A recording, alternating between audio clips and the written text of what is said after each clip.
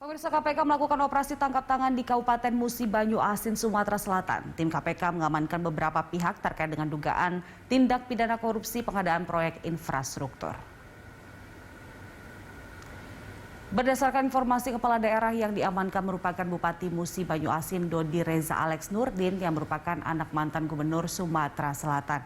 Dodi diamankan bersama sejumlah pihak lain termasuk pejabat lingkungan pemerintah Kabupaten Musi Banyu Asin.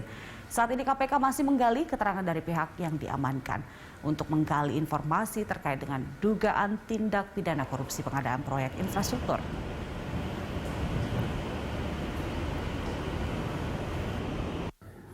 Benar, Jumat 15 Oktober 2021, tim KPK berhasil mengamankan beberapa pihak terkait dengan dugaan tindak pidana korupsi yang terjadi di wilayah Sumatera Selatan. Saat ini tim masih bekerja meminta keterangan terhadap sejumlah pihak dimaksud. Tentu KPK masih memiliki waktu 1 kali 24 jam untuk menentukan sikap setelah selesai meminta keterangan terhadap pihak-pihak yang ditangkap tersebut. Perkembangan mengenai kegiatan ini tentu akan kami informasikan lebih lanjut. Dan untuk mengetahui update terkini pemirsa, kita langsung bergabung dengan Eril Raka dan juru kamera Yusuf Fajar langsung dari gedung KPK Jakarta. Ya Eril, bagaimana update dari KPK terkait dengan OTT di Musi Banyu Asin? Sebenarnya berapa orang yang ditangkap oleh KPK dalam OTT kali ini?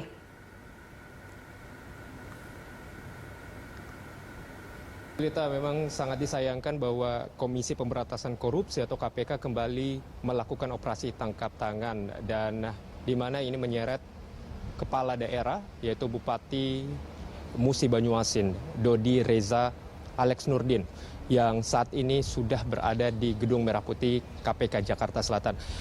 Total yang dilakukan penangkapan oleh operasi tangkap tangan KPK ini ada sebanyak 6 orang, salah satunya Dodi, dan ke-6 orang ini sudah berada di Gedung Merah Putih KPK Jakarta. Sebetulnya untuk operasi tangkap tangan ini dilakukan di 2 lokasi menurut informasi yang kami dapatkan.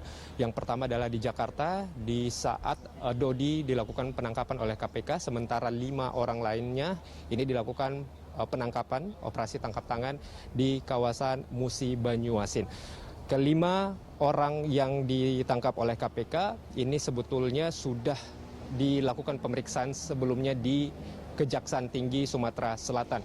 Kelima orang ini adalah aparatur sipil negara dari daerah Musi Banyu Asin, dan kelima orang ini sudah diperiksa dan saat ini baru saja tiba sekitar pukul 9 dan pukul 10 pagi waktu Indonesia bagian Barat, dan pihak KPK mengatakan ke-6 orang akan terus didalami dan juga mengumpulkan bukti-bukti tentunya terkait dengan operasi tangkap tangan yang menurut KPK ini berkaitan dengan infrastruktur, dan KPK memiliki waktu 1 kali 24 jam untuk mendalami, meminta keterangan dari pihak-pihak yang ditangkap pada operasi tangkap tangan malam yang lalu. Informasi selengkapnya kita akan menunggu Julita dan juga pemirsa bagaimana hasil dari pendalaman ataupun juga penyelidikan dari pihak KPK. Julita. Tangkapan kali ini Eril diduga karena adanya korupsi di sektor infrastruktur, dan ini bukan pertama kalinya sebenarnya dari KPK menangkap terkait dengan dugaan infrastruktur ini. Apakah ada komentar dari KPK agar kejadian seperti ini tidak terulang lagi? Ya, Julita, betul sekali bahwa memang pihak KPK sangat mengkhawatirkan terkait dengan korupsi dari infrastruktur ini, karena mengingat bahwa pihak KPK dari tahun 2020 hingga Maret 2021 terdapat ada 36 kasus terkait infrastruktur yang ditangani oleh Komisi Pemberantasan Korupsi KPK, dan ini tentunya sangat dikhawatirkan karena infrastruktur merupakan salah satu fokus utama dari Presiden Joko Widodo, di mana pembangunannya tentunya ini akan sangat besar dan seluruh Indonesia. Dananya juga tidak sedikit dan tentunya banyak pihak yang takut ya tidak bertanggung jawab akhirnya menggunakan dana-dana tersebut. Kalau kita melihat Julita dan juga pemirsa dari data yang ada di tahun 2019 anggaran infrastruktur di Kementerian PUPR ini tercatat 119 triliun rupiah, di tahun 2020 naik 120 triliun rupiah, dan di tahun 2021 sebesar 148,9 triliun rupiah. Sehingga antisipasi dari KPK ini meminta kepada beberapa pihak dan stakeholder lainnya untuk menghindari penyalahgunaan anggaran ini.